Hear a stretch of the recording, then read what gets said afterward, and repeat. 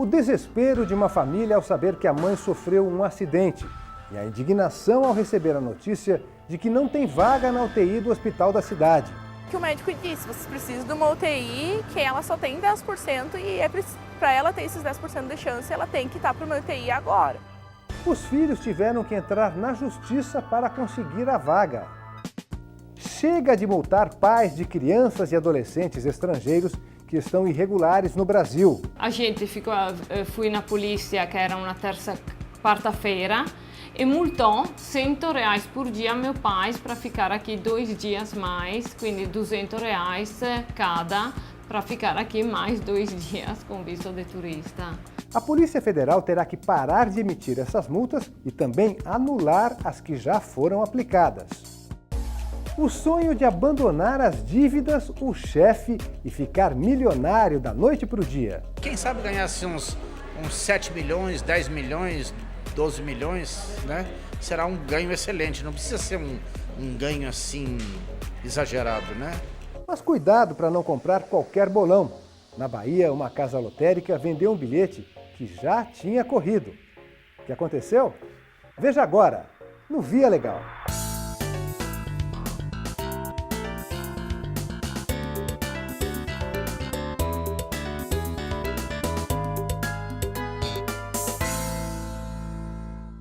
O drama de sofrer um acidente, precisar de socorro rápido e descobrir que a UTI do hospital está lotada, não tem vaga. Desesperada, a família de uma paciente do sul do país que teve traumatismo craniano levou o caso para a justiça e a União foi obrigada a disponibilizar a vaga. Veja na reportagem de Marcelo Magalhães.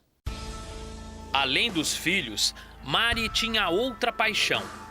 Era um hobby para ela, ela era sagrado. No final de semana ela tinha que andar de bicicleta. A filha Gabriela conta que os passeios pelas ruas de Santa Maria, no centro do Rio Grande do Sul, eram sempre ao lado do namorado Marcelo. E eles se encontraram, né? Fiaram parceiros, iam todos os finais de semana andar, faziam até 50 quilômetros às vezes de bicicleta. Parceirona dele. A mãe da Gabriela gostava de andar de bicicleta, especialmente nos finais de semana.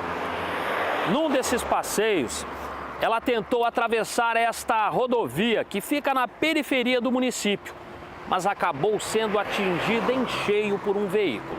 Eu estava em casa e chegou um rapaz de moto e disse assim, o Marcelo mandou avisar vocês para ir ali na faixa que aconteceu um acidente. Só que eu não pensava que era com ela, eu pensava assim, que aconteceu alguma coisa com o Marcelo, com alguém.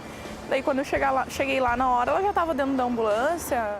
Mari teve traumatismo craniano e foi encaminhada para o Hospital Universitário de Santa Maria, o único que atende pelo SUS na região. Ela entrou para dentro para os primeiros socorros ali no pronto atendimento e logo em seguida depois já veio o médico falando que ela precisava ir para uma cirurgia com urgência no crânio, né, na cabeça. Aí logo depois da cirurgia foi que o médico disse, vocês precisam de uma UTI que ela só tem 10% e para ela ter esses 10% de chance ela tem que estar para uma UTI agora. Na época, a UTI estava superlotada. Sem recursos para bancar um hospital privado, Gabriela e Bruno procuraram a Defensoria Pública da União na tentativa de salvar a vida da mãe. Como o acidente aconteceu no domingo, né, os órgãos públicos eram fechados, daí só na segunda pela manhã que a gente conseguiu, né, dar um encaminhamento, né, para conseguir isso. Segunda de manhã viemos para a Defensoria Pública, que só abre às 8, 9 horas. Para encaminhar, pegar os papéis aqui, para levar para o hospital, para o médico assinar, para voltar aqui e assim foi, né? O dia inteiro em função dos papéis para conseguir UTI aqui. Com o apoio da Defensoria Pública, os filhos de Mari entraram com uma ação para conseguir uma vaga na UTI. A Justiça Federal de Santa Maria concedeu liminar à família, mas a União alegou falta de prova de que o tratamento na sala de pronto atendimento foi ineficaz e recorreu. O Tribunal Regional Federal da 4ª Região manteve a decisão de primeiro grau. Mari conseguiu a vaga na UTI, só que ela não resistiu. Ela ficou uns 2 dias na UTI, assim, até fazer os últimos exames, né, tudo assim, para ver, constatar que ela não teve reação nenhuma, né, foi feito todos os procedimentos que a gente sabe, né, que poderiam ser feitos, para ver se ela conseguia se recuperar ou não. O caso dela não é um fato isolado. De cada 10 ações que chegam à justiça aqui de Santa Maria, pelo menos 2 são pedidos de internações ou medicamentos. Para esse juiz federal, o alto índice de processos tem uma explicação. O cidadão que tem um plano de saúde, ele dificilmente vai precisar da justiça, né, para obter aquele tratamento que ele precisa. Então, o cidadão de baixa renda, que é o público da Defensoria, a Defensoria tem condições em Santa Maria de dar essa atuação. E o segundo aspecto é um aspecto, esse sim, que não é próprio de Santa Maria, que é a falha do sistema, a falha do funcionamento. E em Santa Maria em especial, nós temos apenas um hospital que presta atendimento SUS. Atualmente, o Hospital Universitário de Santa Maria tem 403 leitos, 15 de UTI. Algumas vezes vem uma ordem judicial que a gente não discute, a gente cumpre, né? A ordem judicial se cumpre, né? Mas essa fila, ela foi organizada, por quê? Porque não se dá conta de toda a demanda, porque existem algumas situações que são prioritárias, por exemplo, nós temos um pronto-socorro, o paciente que chegou ali acidentado, não tem que discutir, ele vai para atendimento imediato. São soluções sempre casuísticas, né? Eu me lembro de um profissional, um médico, uma vez disse, eu não sei como que o juiz dá uma liminar para internar alguém se não tem leito. Eu disse, não, o juiz tem a obrigação de dar liminar, de garantir aquilo que está na Constituição. Mas evidentemente que se você tem um hospital público, por exemplo, com 5 leitos, os 5 estão ocupados, não vai tirar um cidadão para colocar outro. O que se faz então? Se busca na rede privada, num outro hospital, a internação às custas do poder público. Ajuda que nem sempre consegue livrar da dor de uma perda. A qualidade da nossa saúde, principalmente, né, assim, de atendimento, de estrutura, na verdade, né, de espaços, né, de leitos, na verdade, que demoram esse processo todo para poder...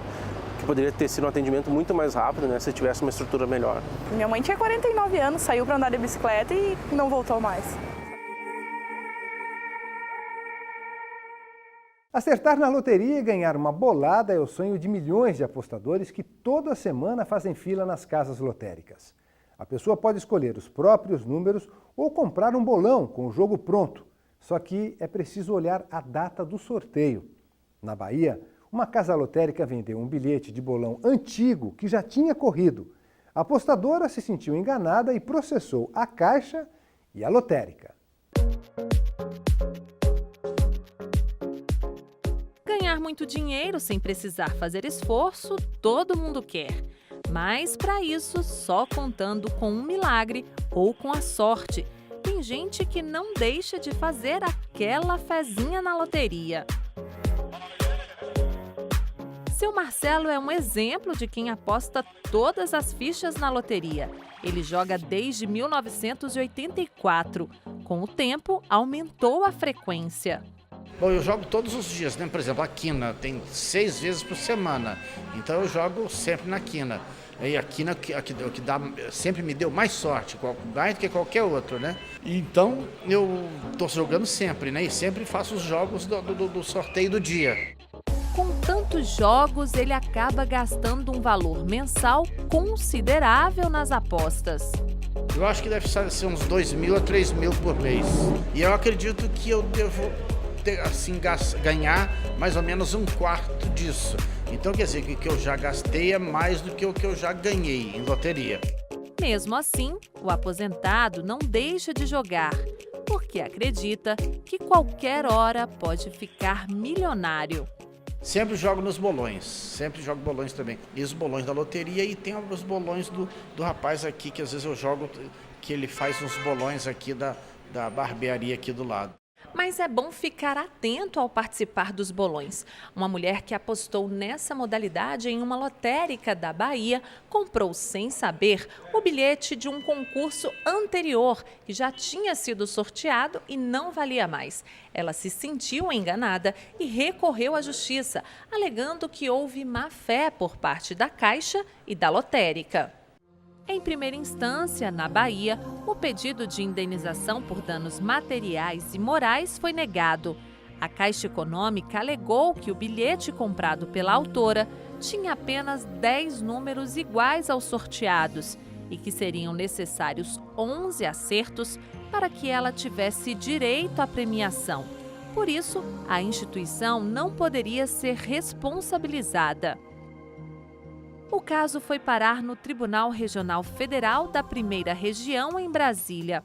Ao analisar o processo, o desembargador Girair Aram Meguerian entendeu que houve sim falha na prestação de serviços da lotérica, que acabou violando a honra da consumidora, que se sentiu enganada.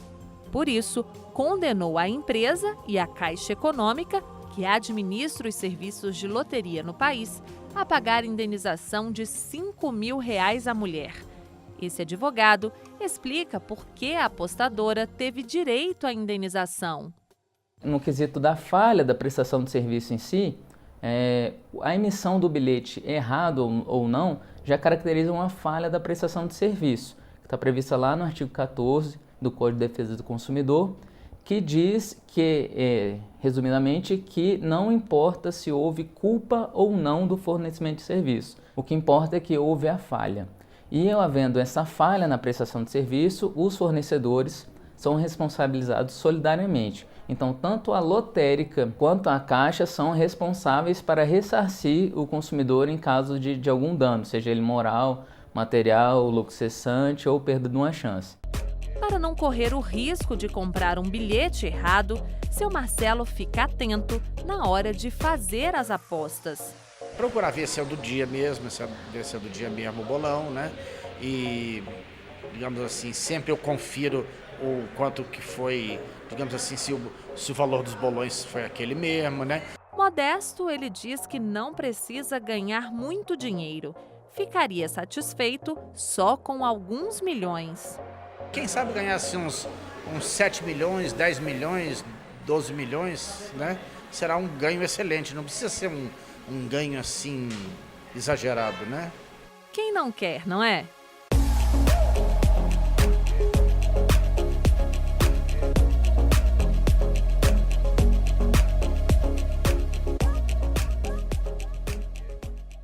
Boa notícia para estrangeiros em situação de vulnerabilidade. A Justiça determinou que a Polícia Federal pare de multar os pais com crianças e adolescentes estrangeiros que estão irregulares no Brasil. E mais, as multas que já foram emitidas terão que ser canceladas. A decisão foi em São Paulo, mas vale para todo o Brasil. Veja na reportagem de Letícia Lagoa. Alguns minutos em frente à Polícia Federal e já vemos a quantidade de pessoas de outros países que entram e saem. Só em São Paulo, a PF chega a atender a cerca de 1.500 estrangeiros por dia. São desde pedidos de refúgio a vistos permanentes. No caso do angolano Sebastião, a tentativa é para renovar o de estudante. Dificuldades existem em qualquer parte do mundo, tanto na Angola, tanto no Brasil, em qualquer parte do mundo existem dificuldades, entendeu? Eu vim para cá para estudar, para depois voltar para o meu país e contribuir. A boliviana Nilda teve um filho no Brasil e há 5 anos carrega na bolsa a identidade que dá a ela condições de residência permanente. Mas agora precisa regularizar a situação do restante da família. O filho nasceu aqui, de meu primo, o amigo também nasceu seu filho, também eles precisam de tirar documento para ficar aqui, senão não dá. Por isso que eles estão tirando documento. É que o estrangeiro que entra no Brasil com visto de turista, por exemplo, pode permanecer por 90 dias. Se insistir em ficar após o fim desse prazo, sem autorização da Polícia Federal, viola as regras. Além de ser obrigado a pagar uma multa diária, pode ser até deportado. Os pais desta italiana viveram algo parecido. Ficaram na capital paulista 2 dias a mais do que o permitido e foram notificados. Cada um teve que pagar R$200. A gente foi na polícia para ver se era uma possibilidade. Um dia era carnaval, um dia era domingo, um dia era carnaval. A gente foi na polícia, que era uma quarta-feira, e multou R$100 por dia meu pai para ficar aqui 2 dias mais, quindi R$200 cada, para ficar aqui mais 2 dias com visto de turista. Ele pagou e agora ele está na Itália, voltou para a Itália. Com a nova lei de imigração de 2017, a multa pode chegar a R$10.000. Para o presidente da Associação Nacional de Estrangeiros e Imigrantes, uma mudança preocupante quando se trata de famílias inteiras. Anteriormente, com a lei de 1980, estava estabelecida uma multa de R$ 8,27 por cada dia que o estrangeiro ficava irregular no Brasil. E tinha um teto, o teto era equivalente a 100 dias, ou seja, quem ficava irregular aqui no Brasil por mais de 100 dias, ou 100 dias, ele recebia o máximo de multa de R$ 827. Com a nova lei, com a nova legislação, essa multa de R$ 8,27 por dia foi para R$ 100 por dia, ou seja, foi aplicado mais de 1000%, né, do valor inicial. Antes mesmo da alteração na lei, a Defensoria Pública da União já recebia pais estrangeiros desesperados, sem condições financeiras. Esta guia de cobrança foi emitida em nome de um garoto de 14 anos da Angola. Isso, obviamente, onerava muito, desproporcionalmente, os pais, né, a família. E depois foram outros sucessivos casos individuais, até que a Defensoria Pública da União instaurou um procedimento para tentar solucionar essa questão que é de ordem coletiva, né, na via extrajudicial, junto ao Ministério da Justiça. Fizemos uma recomendação, levantamos os casos, fizemos recomendação e tivemos uma resposta negativa. A Defensoria decidiu entrar com uma ação civil na Justiça pedindo o fim da cobrança para essas crianças e adolescentes. Em primeira instância, esse juiz federal de São Paulo concedeu uma sentença, autorizando a anulação das multas anteriores e a proibição de novas infrações. A decisão foi estendida para todo o território nacional, mas ainda cabe recurso. A infração administrativa ela é praticada independente da capacidade civil ou não. Basta que a permanência seja irregular.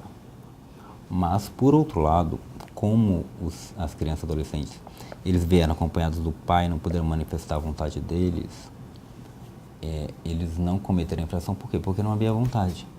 Eles permaneceram porque estavam obrigados a acompanhar os pais. E, por outro lado, se você exigir deles que permanecessem no país de origem, os pais desamparados, seria muito pior, com a ressalva daquelas que entraram livremente em regiões de fronteira. A estimativa é que existam 1,5 milhão de estrangeiros no Brasil, sendo 60 mil ilegais.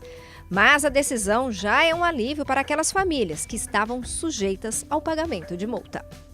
Essas multas realmente agora estão muito agressivas, né? Muito altas. Né? Para um grupo familiar, por exemplo, de 5 pessoas que tenham ficado todo o grupo familiar mais de 100 dias, imagina, estamos falando de R$50 mil. Né? Então, o valor de um carro, né? o valor de metade de uma moradia simples, ou talvez até de uma propriedade simples, né? Na periferia de São Paulo, por exemplo. Então, eu acho boa a decisão.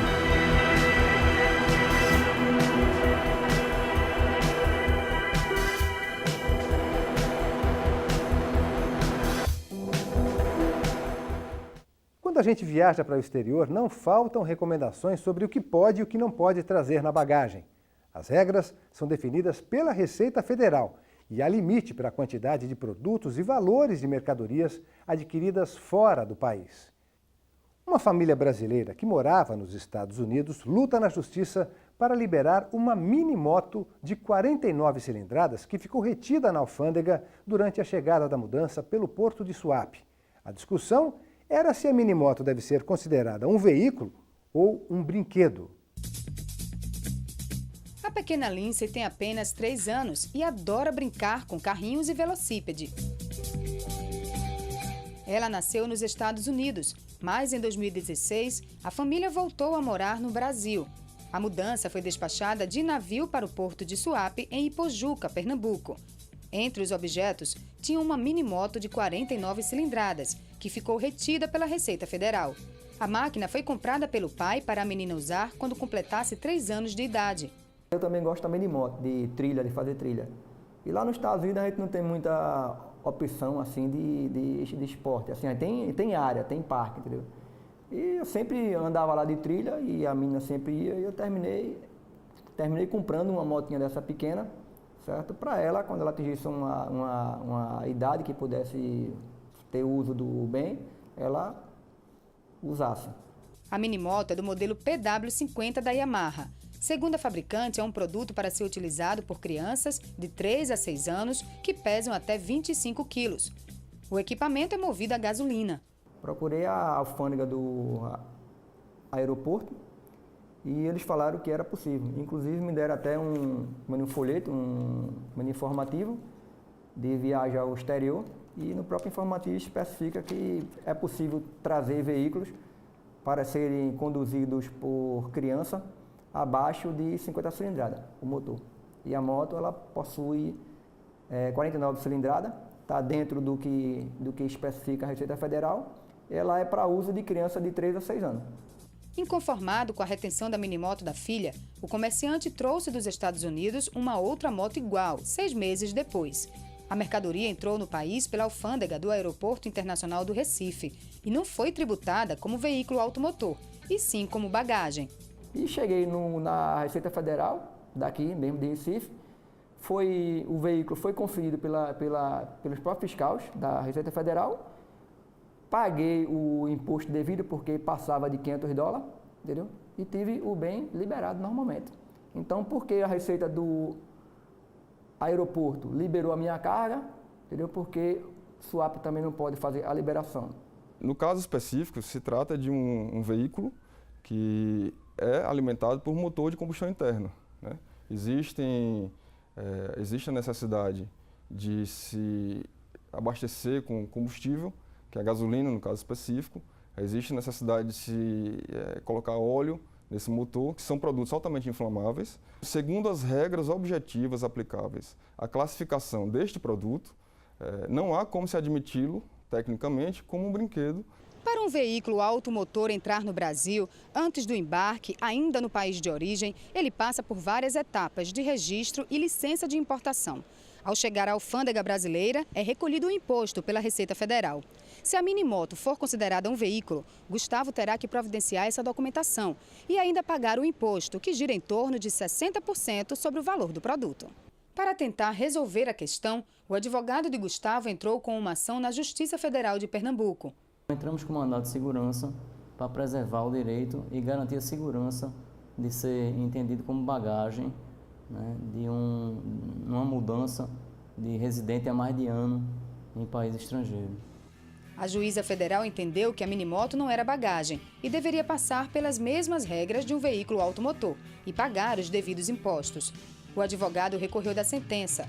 No Tribunal Regional Federal da 5ª Região, após análise da 4ª turma, o comerciante ganhou a causa. Lá no Código de Trânsito Brasileiro diz que veículo automotor é aquele que é impulsionado por motor, destinado a transportar através de vias públicas pessoas ou mercadorias.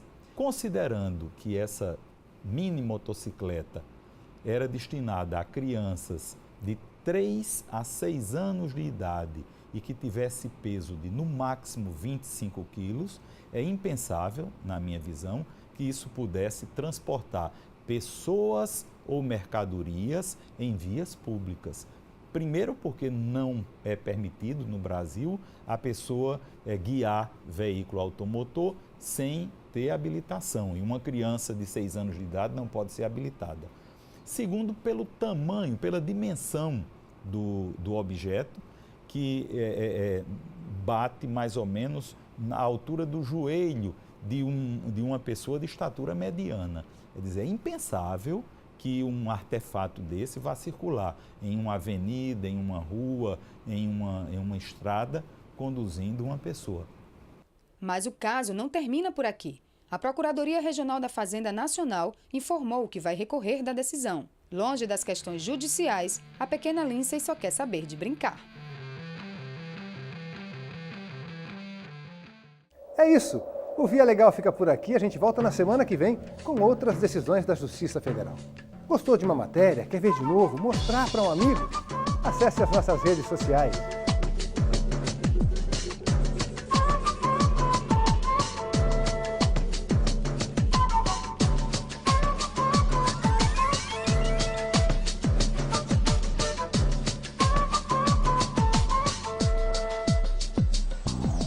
curta, comente, compartilhe.